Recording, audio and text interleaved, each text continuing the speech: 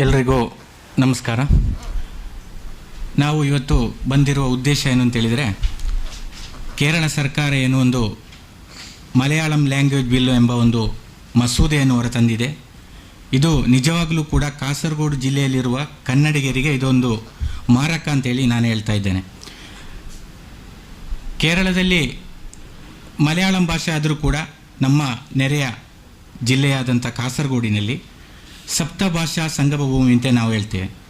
ಕಾಸರಗೋಡು ಜಿಲ್ಲೆಯಲ್ಲಿ ನಮಗೆ ಮಲಯಾಳಂ ಜೊತೆಗೆ ಇದು ಕನ್ನಡದ ಒಂದು ಯಕ್ಷಗಾನ ಇರ್ಬೋದು, ಅದೇ ರೀತಿ ದೈವಾರಾಧನೆ ಇರ್ಬೋದು, ಅದೇ ರೀತಿ ಹಲವಾರು ಕವಿಗಳನ್ನು ಕೊಟ್ಟಿರುವಂಥ ಊರು ಕಾಸರಗೋಡು ಜಿಲ್ಲೆ. ಈ ಒಂದು ಸಂದರ್ಭದಲ್ಲಿ ಅತಿ ಹೆಚ್ಚು ಕನ್ನಡಿಗರು ಇರುವಂಥ ಒಂದು ಊರು ಕೂಡ ಕಾಸರಗೋಡು ಜಿಲ್ಲೆ. ಈ ಕಾಸರಗೋಡು ಜಿಲ್ಲೆ ಎಂಬುದು ನಮ್ಮ ಕರ್ನಾಟಕದ ಹೋಲಿಸಿದರೆ ಬ್ರಿಟಿಷರ ಕಾಲದಲ್ಲಿಯೇ ಇದೊಂದು ಮೆಡ್ರಾಸ್ ಪ್ರಾಂತ್ಯ ಇರುವಾಗ ಇದು ನಮ್ಮ ಕರ್ನಾಟಕದ ಒಂದು ಅವಿಭಾಜ್ಯ ಅಂಗವಾಗಿತ್ತು ಕಾಸರಗೋಡು ಜಿಲ್ಲೆ. ನಂತರ ದಿನಗಳಲ್ಲಿ ಬೆಳಗಾವಿಯನ್ನು ನಾವು ಮುಂಬೈಯಿಂದ ಅವರು ಬಿಟ್ಟುಕೊಡುವಂಥ ಸಂದರ್ಭದಲ್ಲಿ ಕೇರಳ ಕೂಡ ಒಂದು ಆಗ್ರಹವನ್ನು ಮಾಡಿತ್ತು. ಏನಂತೇಳಿದರೆ ಗುಡಲ್ಲೂರು ನಮಗೆ ಕೊಡಿ ಅಂತೇಳಿ ತಮಿಳುನಾಡಿನಿಂದ. ಆ ಸಂದರ್ಭದಲ್ಲಿ ಹಲವಾರು ಚರ್ಚೆಗಳು ಸಂಭವಿಸಿ 1967ರಲ್ಲಿ ಕಾಸರಗೋಡು ಜಿಲ್ಲೆಗೆ ಇದು ಮಹಾಜನ್ ವರದಿಯಲ್ಲಿ ಇದು ಒಂದು ವರದಿಯನ್ನು ಅವರು ಇದು ಮಾಡಿ ಹಲವಾರು ರಾಜಕೀಯ ಪ್ರೇರಿತ ಕೂಡ ನಡೆದಿದೆ ಆ ಸಂದರ್ಭದಲ್ಲಿ. ಅಂತಹ ಸಂದರ್ಭದಲ್ಲಿ ಏನಾಗಿದೆ ಅಂತೇಳಿದರೆ ನಮ್ಮ ಕಾಸರಗೋಡು ಜಿಲ್ಲೆಯನ್ನು ಕೇರಳಕ್ಕೆ ಸೇರಿಸಿದರು. ನಂತರ ದಿನಗಳಲ್ಲಿ ಹಲವಾರು ಹೋರಾಟಗಳು ಕೂಡ ನಡೆದಿದೆ. ಆದರೆ ಯಾರೂ ಕೂಡ ಮತ್ತೆ ಮುಂದೆ ಬಂದಿಲ್ಲ. ಆ ಹೋರಾಟ ಮುಂದುವರಿಲಿಲ್ಲ ಆ ಹೋರಾಟ. ನಂತರ ದಿನಗಳಲ್ಲಿ ಏನಾಗಿದೆ ಅಂತೇಳಿದರೆ ಕಾಸರಗೋಡು ಜಿಲ್ಲೆ ಸಾಧಾರಣ ಇಲ್ಲಿನ ಕಾನೂನಿದೆ, ಪ್ರಜಾಪ್ರಭುತ್ವದಲ್ಲಿ ನಮ್ಮ ಸಂವಿಧಾನದಲ್ಲಿ ಒಂದು ಕಾನೂನಿದೆ, 15% ಹೆಚ್ಚು ಮಾತನಾಡುವ ಜನರಿದ್ದರೆ ಅವರಿಗೆ ಆಯಾ ಭಾಷೆಯಲ್ಲಿ ಶಿಕ್ಷಣ ಕೊಡಬೇಕು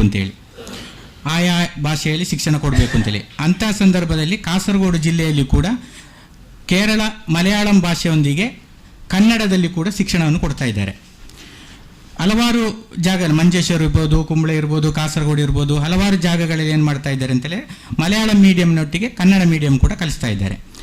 ಕಳೆದ 1 ವರ್ಷಗಳಿಂದ ಈಚೆ ಏನಾಗ್ತಾ ಇದೆ ಅಂತೇಳಿದರೆ, ಸರ್ಕಾರಿ ಕನ್ನಡ ಶಾಲೆಗಳಲ್ಲಿ ಶಿಕ್ಷಕರನ್ನು ಕೊಡ್ತಾ ಇಲ್ಲ, ಮಲಯಾಳಂ ಶಿಕ್ಷಕರನ್ನು ಕೊಡ್ತಾ ಇದ್ದಾರೆ. ಅಂಥ ಸಂದರ್ಭದಲ್ಲಿ ಏನಾಗ್ತದೆ ಅಂತೇಳಿದರೆ, ಮಕ್ಕಳಿಗೆ ಕನ್ನಡ ಗೊತ್ತಾಗೋದಿಲ್ಲ, ಅವರು ಮಲಯಾಳಂ ಪಾಠ ಮಾಡೋ ಟೀಚರಿಗೆ ಕನ್ನಡ ಗೊತ್ತಾಗೋದಿಲ್ಲ. ಇಂಥ ಸಂದರ್ಭದಲ್ಲಿ ಕನ್ನಡ ಕಲಿಯುವವರಿಗೆ ತೊಂದರೆ ಆಗ್ತಾ ಇದೆ. ಒಂದು ಬಹಳ ವಿಷಯ ಅದು. ಮತ್ತು ಎರಡನೇ ವಿಷಯ ಅಂತೇಳಿದರೆ, ಈಗ ಇಂಥ ಸಂದರ್ಭದಲ್ಲಿ ಏನಾಗ್ತಾರೆ, ಮಕ್ಕಳು ಕೂಡ ಈಗ ಇಲ್ಲಿ ನೋಡಿ ಕೊಂಕಣಿ ಭಾಷೆ ಇದೆ, ಬ್ಯಾರಿ ಭಾಷೆ ಇದೆ, ಮತ್ತು ತುಳು ಭಾಷೆ ಇದೆ. ಇಂಥ ಸಂದರ್ಭದಲ್ಲಿ ಇವರು ಬೇರೆ ಬೇರೆ ಮಾಡಿಕೊಂಡು ಕನ್ನಡ ಮಾತ್ರ ಅಲ್ಲ ಅಂತೇಳಿ ಈ ಭಾಷೆಯನ್ನು ಕೂಡ ಬೇರೆ ಬೇರೆ ಮಾಡಿಕೊಂಡು ಕನ್ನಡ ಭಾಷೆ ಮಾತಾಡುವವರ ಸಂಖ್ಯೆಯನ್ನು ಕಮ್ಮಿ ಮಾಡ್ತಾ ಇದ್ದಾರೆ.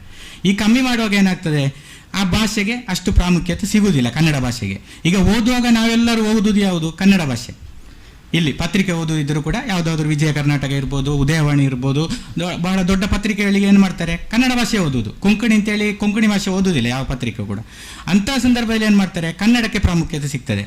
ಮಾತಾಡುವಾಗ ಏನಾಗ್ತದೆ, ಅದು ಎಲ್ಲ ಜನಗಳನ್ನು ವಿಭಜನೆ ಮಾಡಿದರೆ, ಇವರು ಕೊಂಕಣಿಗಳು, ಇವರು ಕೊಂಕಣಿ ಭಾಷೆ ಮಾತಾಡುವವರು, ಅದೇ ರೀತಿ ಬ್ಯಾರಿ ಭಾಷೆ ಮಾತಾಡುವವರು, ಅದೇ ರೀತಿ ತುಳು ಭಾಷೆ ಮಾತಾಡುವವರು, ಸ್ವಲ್ಪ ಕನ್ನಡ ಭಾಷೆ ಮಾತಾಡುವವರು ಅಂತ ಹೇಳುವಾಗ, ಆಗ ವಿಭಜನೆ ಮಾಡುವಾಗ ಏನಾಗ್ತದೆ, ಈ ಭಾಷೆಯನ್ನು ದೂರ ಮಾಡುವಾಗ ಇದು ಮಲಯಾಳಂ ಮಾತ್ರ ಆಗ್ತದೆ. ಇಲ್ಲಿ ಯಾವುದು ಹೆಚ್ಚಾಗಿ ಮಾತಾಡುವ ಭಾಷೆ ಮಲಯಾಳಂ ಮಾತ್ರ ಆಗ್ತದೆ. ಇಂಥ ಸಂದರ್ಭದಲ್ಲಿ ಏನಾಯಿತು, ಇವರು ಬಿಲ್ಲು ಕೂಡ ಪಾಸ್ ಮಾಡಿದರು. ಇನ್ನೇನು ಸ್ವಲ್ಪ ಸಮಯದಲ್ಲಿ ಏನಾಗ್ತದೆ, ಇದು ಕನ್ನಡ ಭಾಷೆಗೆ ಯಾವುದೇ ಪ್ರಾಮುಖ್ಯತೆ ಇಲ್ಲಿ ಸಿಗುವುದಿಲ್ಲ ನಮಗೆ. ಇದನ್ನು ನಾವು ವಿರೋಧಿಸ್ತಾ ಇದ್ದೇವೆ ಅಂತೇಳಿ ನಾವು ಹೇಳ್ತಾ ಇರೋದು.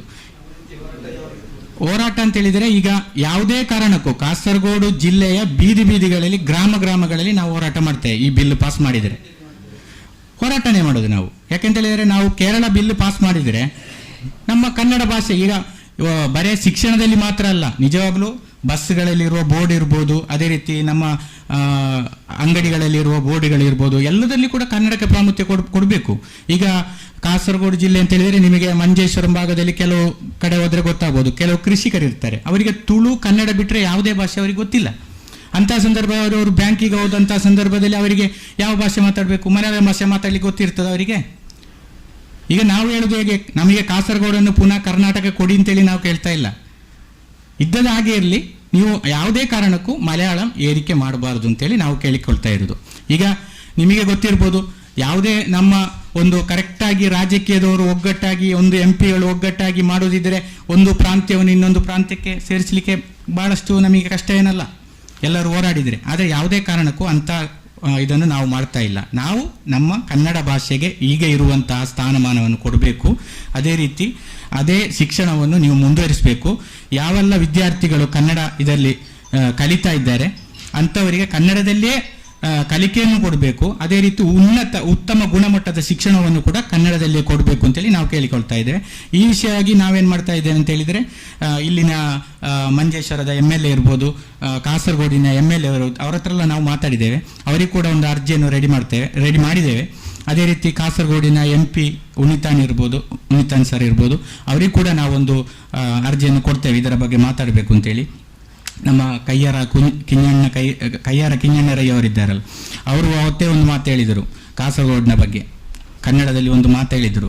ಕಾಸರಗೋಡು ಅಂತ ಹೇಳಿದರೆ ಬೆಂಕಿಯಲ್ಲಿ ಅರಳಿದ ಹೂವು ಅಂತೇಳಿ. ಅದು ಯಾಕೆ ಹೇಳಿದ್ರು ಅಂತ ಹೇಳಿದರೆ, ಅವತ್ತಿನಿಂದ ಈ ಹೋರಾಟ ನಡೀತಾ ಬರ್ತಾ ಇದೆ ಅದರ ಬಗ್ಗೆ, ಈ ಕನ್ನಡದ ಬಗ್ಗೆ.